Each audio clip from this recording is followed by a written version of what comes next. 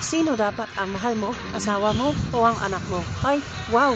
Interesting. Tara, sino dapat ang mas mahal mo? Asawa mo o anak mo? Para sa akin, lagi mong piliin ang asawa mo. Kasi siya ang unang minahal mo. Ang mga anak mo, pangalawa lang dapat. Hindi dahil sa hindi mo sila mahal, kundi mawawala ang pamilya kapag nawala ang mag-asawa. Maraming parents ang nakakalimutan na may asawa pa sila dahil inuuna ng sobra ang mga bata. At yan ang dahilan kung bakit hindi nag-workout ang pamilya at nagkakaroon ng broken families dahil hindi nagiging importante ang pinaka-importante, yung asawa mo. Isipin mo ang mga anak mo, kung hindi okay si mama and si papa, ang tanging wish nila ay makita kayong magkasundo, nagkasama at nagmamahalan. Ang relasyon nyo bilang husband and wife ang pinaka-foundation ng buong pamilya. Kaya gawin mo yan as a priority dahil kapag matibay kayo, secured ang mga anak mo.